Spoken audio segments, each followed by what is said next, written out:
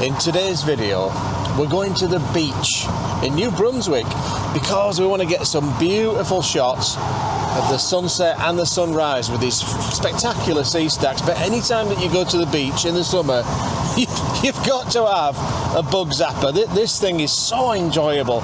You just wave it around and just fry blood-sucking parasites. But to keep this powered, that introduces this video's sponsor, Bluetti. We're going to take this to the beach and make sure that we don't run out of juice, because these things, depending on how many bugs there are, they lose power really quick. So we're going to keep it charged with this and keep the blood-sucking vampires from our skin.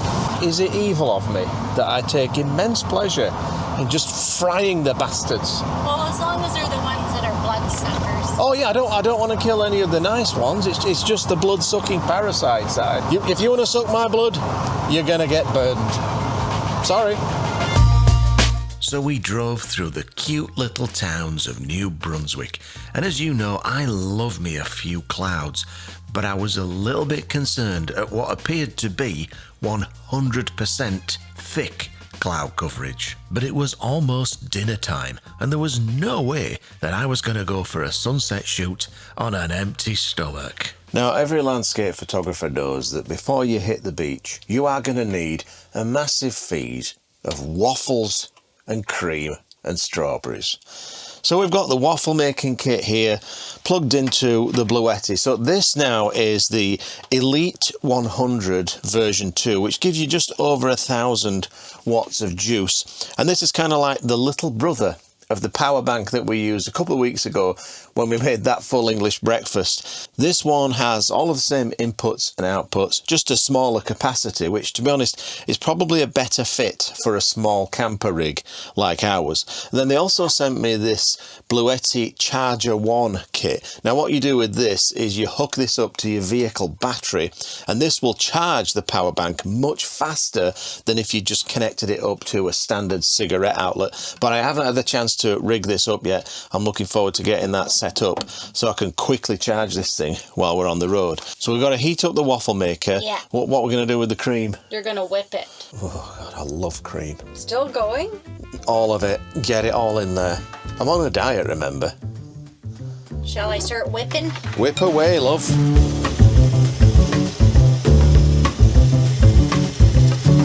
How thick do you like it? I like it thick. You've just got to put butter in your waffle maker. Right, where's the batter? Batter's right here. That doesn't look very pourable. It's a new recipe, and I don't think I'll be trying it again. Oh. Yeah, this one contained almond flour. Let's see what happens.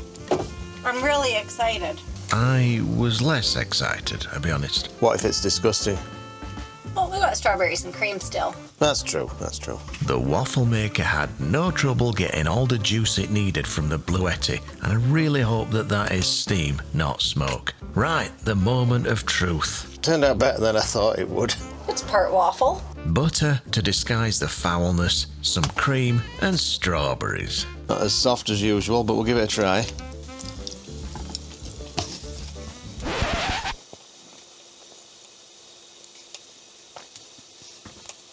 Delicious. Right, well I think the Bluetti did an absolutely blinding job of waffles on the run, plus whipping up some gorgeous, thick cream. Now if you want to pick up your own Bluetti, I'll put a link in the description below, and if you use this coupon code, you can actually save yourself a little bit of money. Right, should we get down to the beach and actually do some landscape photography? Yeah, let's do that. Yeah. You're gonna eat your waffles though. Right, let's get down to the beach, but you know, after that disgusting feed, love, I'm kind of overcome with the desire to urgently weigh myself and get an accurate weight. Did you bring the weighing scales? Yeah, I bring it with me everywhere I go. You just happen to have the scales? Yeah. Right, let's see how much I weigh. I'm sure it's not that bad. That can't be real. Why is it still going up? Take a guess, what do you think it is? I can see it says 550. No, it's upside down. It's 252. But I'm sure that 80 pounds of that is the camera bag. So. Oh, and your socks are probably wet. Yeah, I should have never done this. Anyway, let's get on the trail. I need to burn some calories. I feel fat as f. with bursting bellies, we staggered down to the ocean floor amidst a forest of imposing and gravity-defying sea stacks, and I knew just where to put myself in the event of some Sunset Pirates ethnics. So the thing about Hopewell rocks is that your compositions are pretty much determined by whatever the light does, and the light's doing some pretty interesting stuff right now, which I don't think is going to last for long. So I'm going to set up a shot and see if I can do something with this lovely bit of light around this sea stack.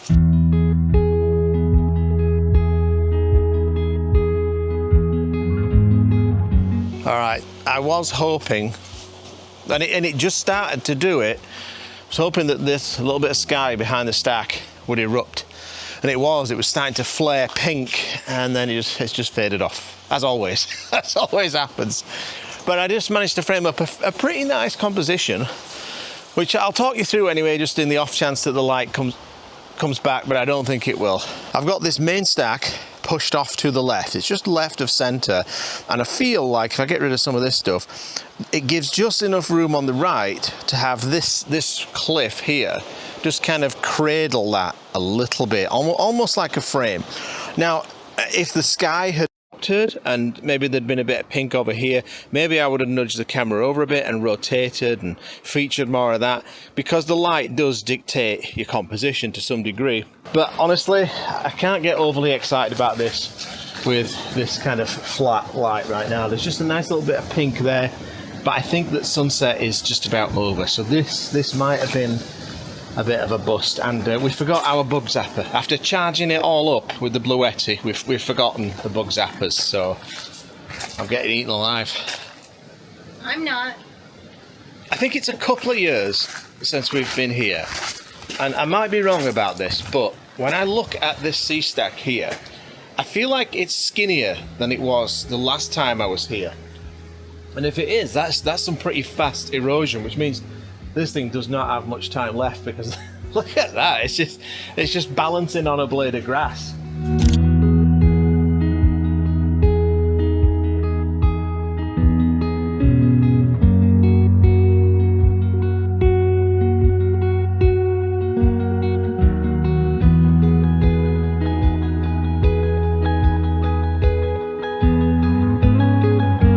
Well, they can't all be bangers, can they?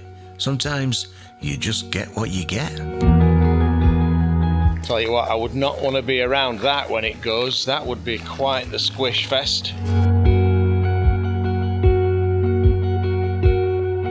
Actually, I don't mind this shot. This is actually not too bad. Let me just talk you through this one. It's quite a long exposure. Hang on a second. All right, so it's all about this sea stack and its interaction with this gorgeous little patch of light here.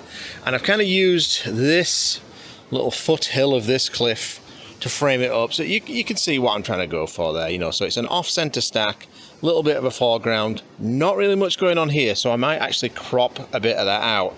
But I'm trying to balance it with this lovely little blush of pink in the sky, which is almost gone now. Anyway, let's take that shot. You know the drill. If this turns out to be slightly mediocre, here's the shot.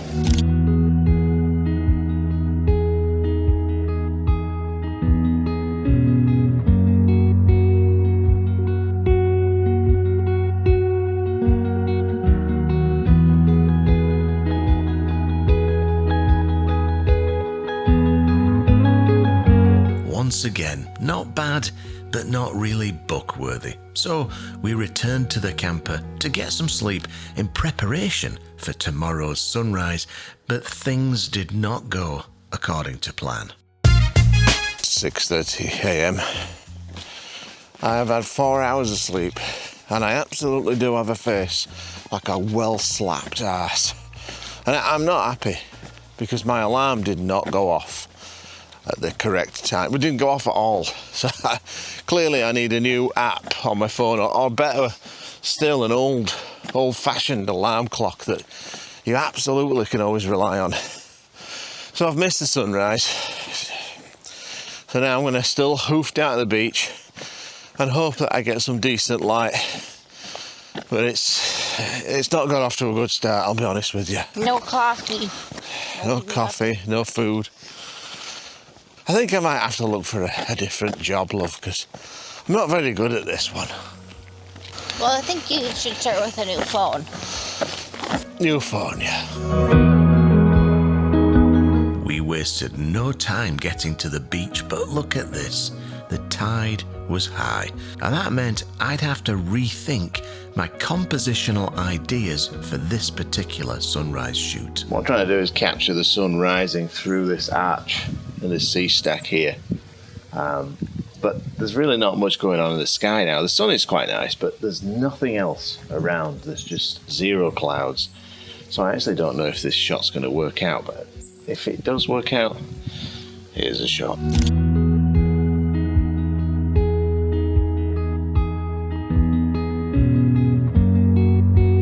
Well, I'll be honest with you, I'm not proud of this shot. It's one of those rock up and shoot compositions that doesn't really have a lot of thought put into it. But this next composition, well, this has got a little bit more potential.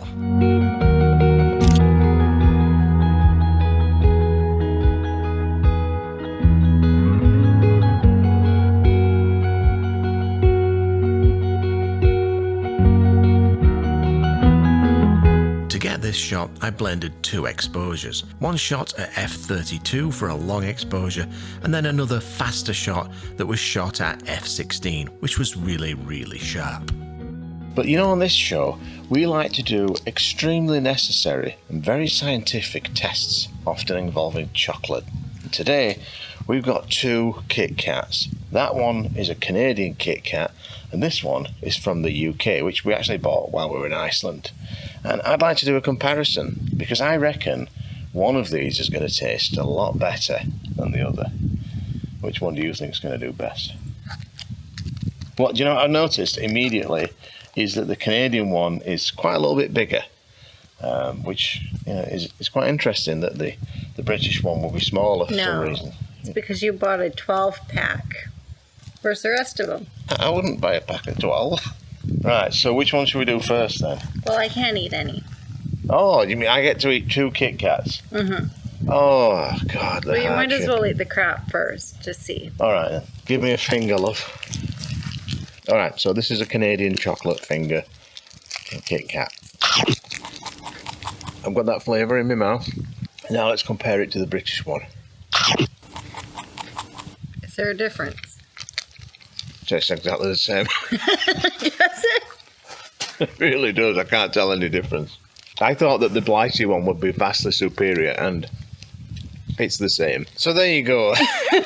Really scientific and absolutely vital test in chocolate tasting, which I'm sure you all knew you needed.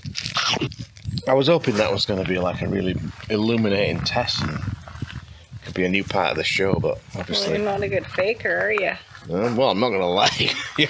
You'll get caught out pretty quick if you lie about that. Should we just go antique hunting? Yeah! Bright and early, get to the work. I'm knackered. I've had 4 hours of sleep, and they know what my face looks like. I think it looks pretty good. Like a troll's granddad that just got woken up. That would be very angry. I mean, look how puffy my eyes are. Oh, God. I think it's time for a new job. What if I change this show to a cooking show? Everyone likes food, and I like food, as you know, and I like cooking. Do you know how to cook? I know how to cook about 8 dishes really well.